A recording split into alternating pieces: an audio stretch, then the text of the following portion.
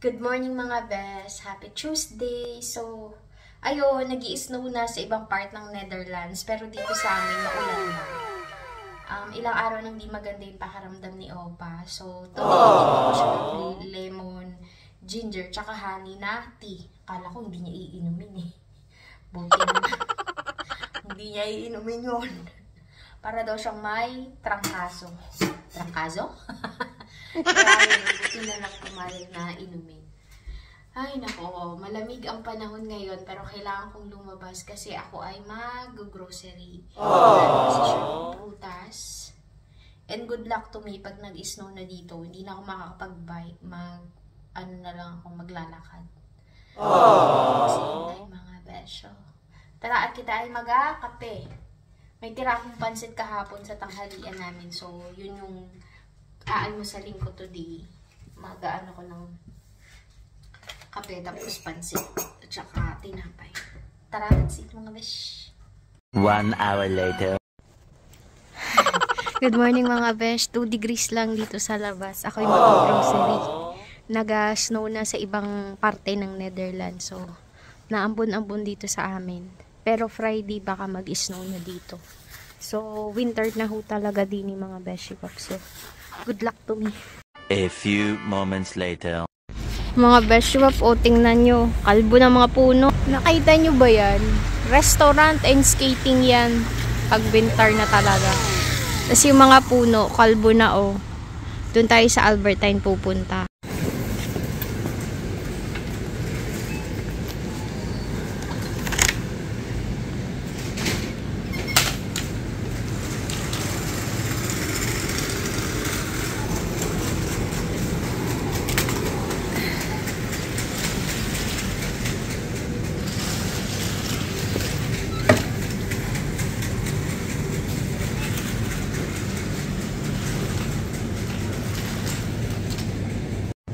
Ang daming naka-sale pang bulalo, mga besh. Ang sarap. Pang munggo.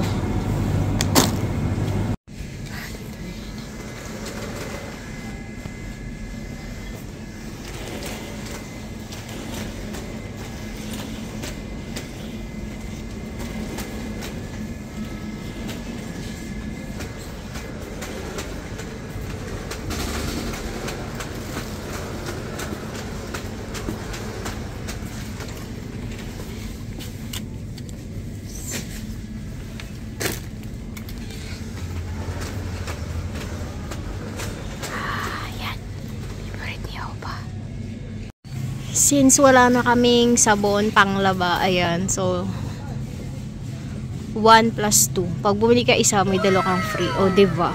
Diba? Ayan mga besh. Ang hirap ng maliit mga besh. Kukuhain ko siya. Buti na lang may matandang dumaan. Pinakuha ko. A few moments later. Hi mga besh. Tingnan nyo naman ang aking bike. Good luck. Sana hindi malaglag o tumapon yan. 1 plus 2 eh. Binili ko na. Kailangan namin eh. Bakit ba? So, ayun mga best shop. Nakauwi na ako ng bahay. Ito na yung mga ginrocery ko. Prutas. Ito meron akong mangga. May saging. May kiwi. Blueberry. Raspberry. Asukal. Spinach. Yung yogurt ni Opa. Ito yung satay sauce. Meron akong mga plastic para sa lagayan ng aking mga nire-rep o kaya binibigay sa aking mga kapitbahay. Meron akong mais. Ito yung pang bulalo kasi masarap na yung humigop ng bulalo. Yung spinach tsaka yung pork, pang munggo ko yan. Ito yung pang bulalo. Tapos bumili din ako ng cookies ni Opa. Ito yung ating steak tsaka satay. Ito naman, pag bumili ka isang piraso, dalawa yung libre mo. O di wow, di ba? Ang galing. Tapos pang bulalo. So, that's it mga beshuap. Grabe po nung puno yan kanina at yan. Ang hirap po. Later. So, magluluto naman tayong tanghalian. So, nag-umpisa na ako. Ito ay steak. Ito ay Angus, rib eye. Tapos, meron tayo nito. At saka, mashed potato later. Aray, mainit. So, ayun, maya-maya. Salang na natin to. Ayun, saktong tapos ko magluto, mag-prepare, biglang dumating yung nurse ni Opa. So, lalamig ito, my God. Good luck to me. So, ayun yung ribeye niya. Ito yung Angus beef ko. Tara ho mga beswap at makain. Yung nag-grocery ka, pero binigyan ka ng extra. Sana araw-araw, charis. The next day. Dumating na ang aking inaantay, so let's do the unboxing. Unbox na natin ito.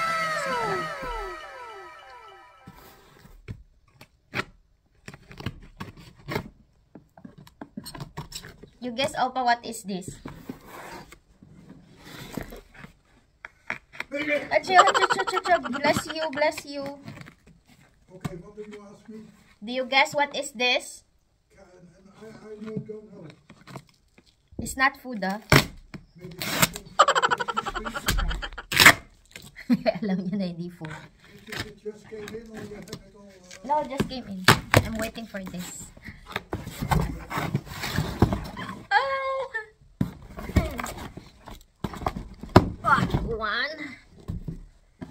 And then two.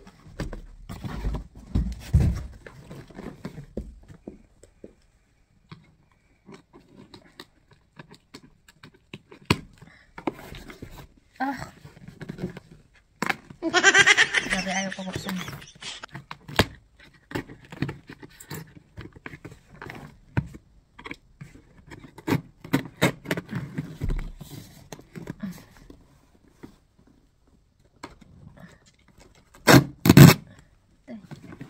What's this?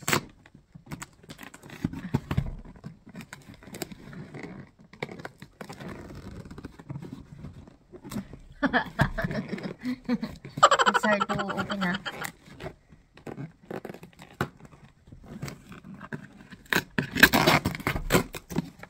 Ah.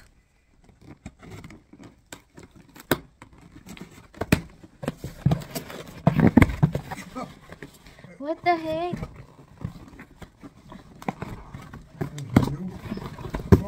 There's another box. I hope it's not broken.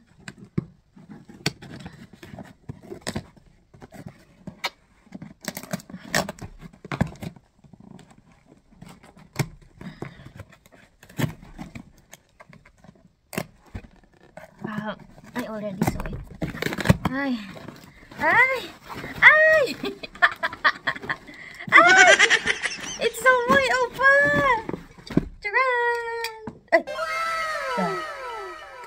It's a church for the... There is more? No more. Nothing's inside. No, it's the church for the Christmas village. Oh. No. It's the pot, no? I'll put it later. And the other one...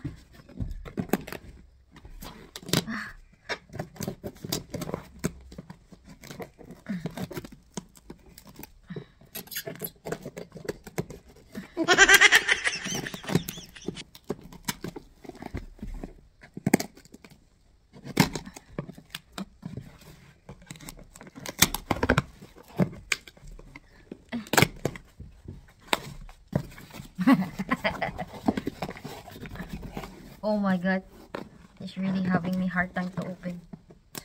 Pero alam ko bukas. Pagod na si Opa eh.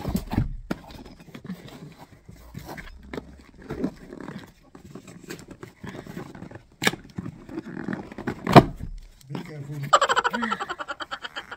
It's hard to open. Oh my God. Unless... You sit down, Opa. I will show it to you later, yeah?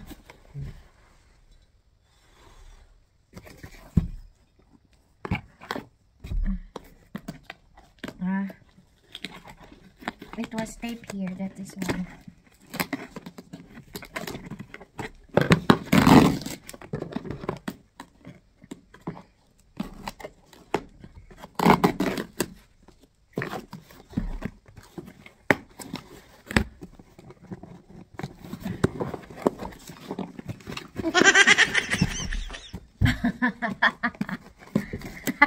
I have to sit, otherwise Yeah. I told you, you sit down first.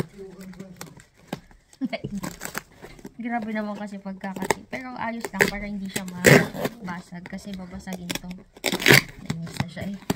Ito na. Ito na. Ay, ay, ay, ay, ay, ay. Oh, that is so weird. Oh. That is I think this is another church. another church. Yeah. If you bought this for the original price, it costs you 100 euro. What? For the original. This is already from a kringlo. Which from the Kingdom? It's small. Oh my God. Ang ganda mga guys. So ito, church din siya. Tapos, ito din. Ganda na. It's ang ating unboxing na ini pang aking alaga. Dahil masyado na maraming balot. The next day. So, hello mga Beshwap. So, ako po ay nag-ready dahil ako'y gatapon ng basura. O, tingnan nyo gaano kakapal ang aking pananamit or kasuotan. Gatapon na ang mga basura. Hindi. Ako'y gawalis sa labas.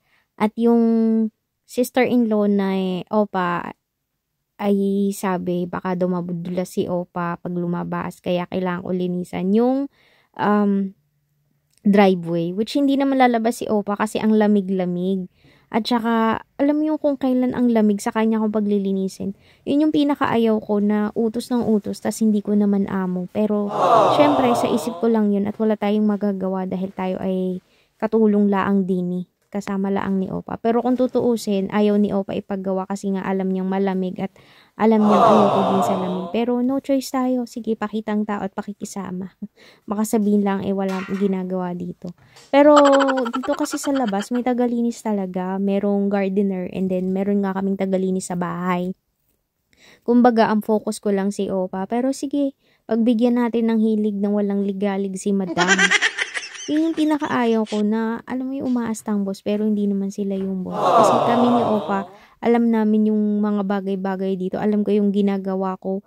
Kahit di niya ako utusan, kung hindi malamig, gagawin ko yan. Kasi nung nakaraan, hindi pa nag-i-snow, hindi pa umaambon. Sabi ko kay Opa, lilinisin ko na yung driveway. Kasi ang dami na pong, dahon. Sabi niya, wag na kasi darating naman yung tagalinis. May bida-bidang dumating, kaya sige pagbigyan na natin mga Beshwap. Ganun talaga ang buhay. Ay, napakalamig po at 1 degree laang sa labas. Tsaka dito naman actually, wala silang pakailam kahit malamig. Sabi nga is, nasa pananamit mo lang yan. Pero, syempre, Pilipino pa rin ako at Asian, which is sa atin napaka-init, kaya hindi tayo sanay. Pero, wala tayong magagawa, ganun talaga. Kaya nilinis ko na lang din at natuwa na lang ako kasi nag-snow habang naglilinis. Kaya, maikli lang yung video ko dito dahil ako ay nag-live dun sa isa kong Facebook page. Nakakatawa palang panoorin na tingnan to. Para akong robot. Nakaano kasi to time-lapse. Kaya ganyan kabilis. And as you can see, diba, may puti-puting nabagsak. Ay, nag-snow yan. Ako'y tuwang-tuwa at nag-snow. Kumbaga, yun na lang yung pinangtanggal ko ng pagod, mga Beshwa. Pero kung tutuusin, hindi dapat to ginagawa during, taglamig, tuwing summer lang. A few moments later. Ayan mga Beshwa, tapos na ho. Mapagod.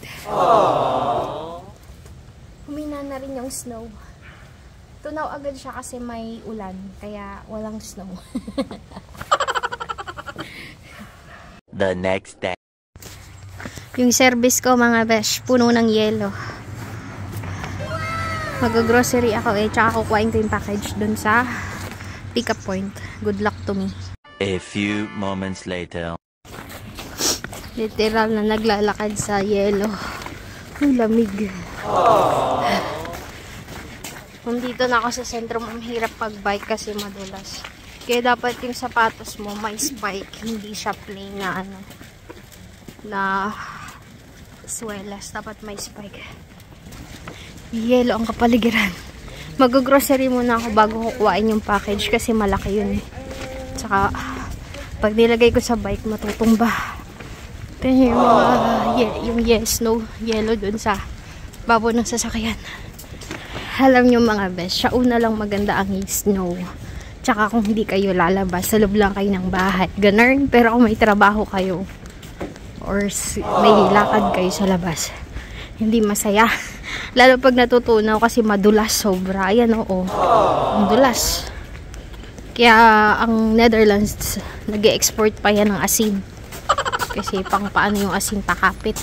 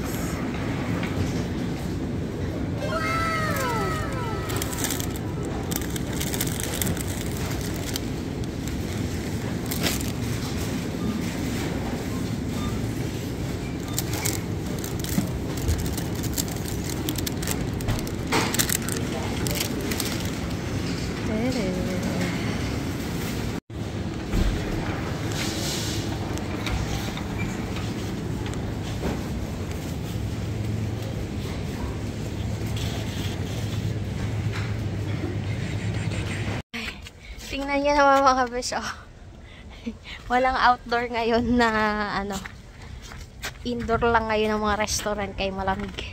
Hirap na hirap ako mga besh.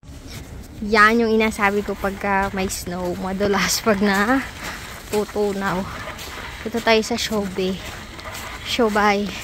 Kasi ando ng aking package. Sana hindi super laki or else kawawa akesh. Kailangan mo madali. 10:30 dapat na sa bahay na ako. May bisita si Opa. Ayan. Ito ang stick ko ngayon. Tapos, ayan yung package. Nilagay ko dyan. Ayan, nag-lock to me. Pahinga muna mga best. Nararamdaman ko na tulo na ang pawis ko sa loob. Buti na lang water resistant tong cellphone ko. Naulan kanina na maliliit na yellow. Yun yung delikado kasi sobrang dulas nun. Dito na pala kasi may height. Malapit na, mga 7 minutes na lang pabahay. Later. So, ayun na nga. Tapos na ako mag-unboxing at ang gaganda nila. Tapos, ayan. May yellow pa rin. Ito ang aking ginrocery. Mag-aayos tayo ng mga bulaklak at gagawa ng kimchi kasi dadalang ko sa ining. So, mag-charge muna ako mga beshwaps. Ayan mga beshwap, while nagcha-charge ako, ito, ina-arrange ko na yung mga bulaklak. Well, after pa ng pagkain namin, nag-lunch muna kami niyan bago ko in-arrange yung mga bulaklak. Kaya ang daming hugasan dyan mga beshwaps. Kasi, ay hindi pa pala kami kumakain yan. Ano ba? Nakalimutan ko na.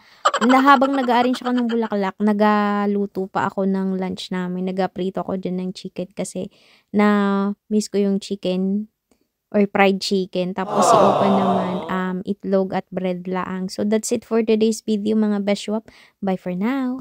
The next day.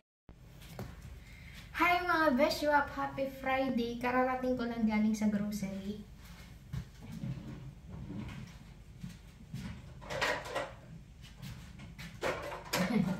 Bago tayo mag-ayos ng pinag-grocery natin, i-unbox muna natin ito. Ayan na naman siya. Grabe na naman yung ay, parang ayaw ipabukas. Ang hirap mag-bite as in super dahan-dahan ako kasi nga masyadong madulas dahil sa snow. Sa una lang maganda ang snow, sa totoo lang. Bagong dating ka galing Pinas, as nakakita ka ng snow, ay, ang saya-saya. Pero pag matagal ka na dito ka nakatira, ayaw mo na. Pero puting dito hindi nag-snow ng makapal katulad sa Canada or sa ibang country. Ayun naman ang ayawin ko.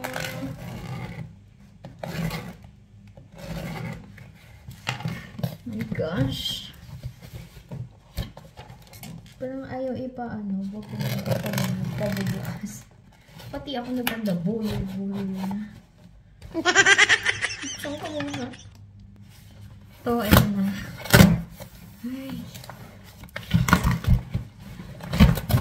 Uy. Ay, nagalaw. Wait lang.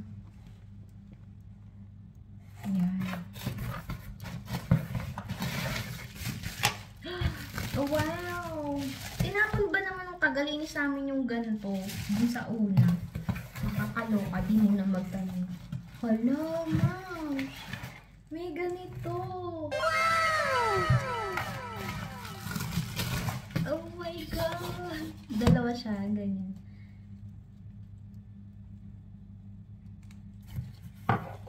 Tapos, wala, ang dami niya. Wow! Wow talaga mga besh. O, ano na ba? Tapos, tatlong.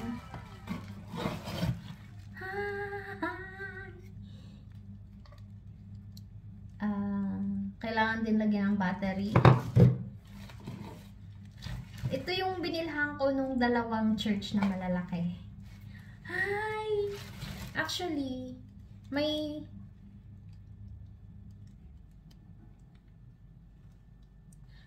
ano pa, may parating pa. Kaso, hindi pa siya nagre-reply kung ano yung ano. Kung nasend na ba. Gaganda. Yung binili kong yun, marami. Tapos para sa pinsan kong picture kasi nagpapabili. Kung kailangan ng mga battery. Ay! Halo-halo siya. May plastic. Tapos may ceramics. Ito ceramics. Yung unang tatlo maliliit. Ito, plastic. Ang gaganda niya. Ito, itong tatlong malalaki.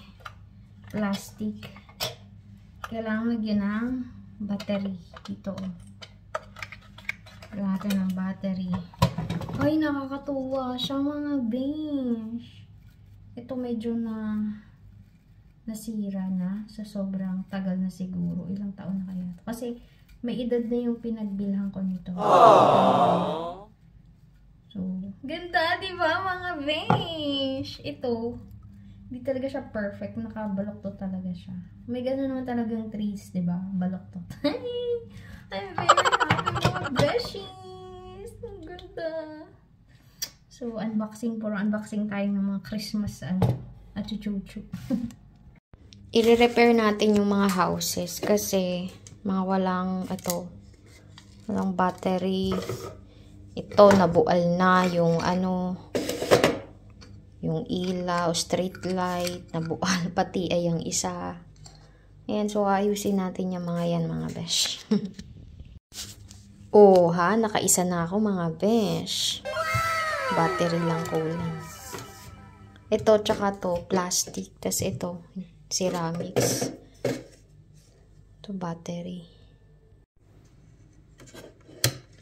Oh, galing! Ito may battery pa. Nakakasilaw naman yung ilaw niya. Grabe.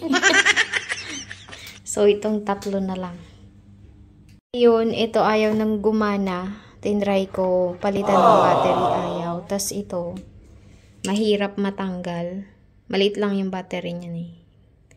Tapos itong isa, yan pundido na siya.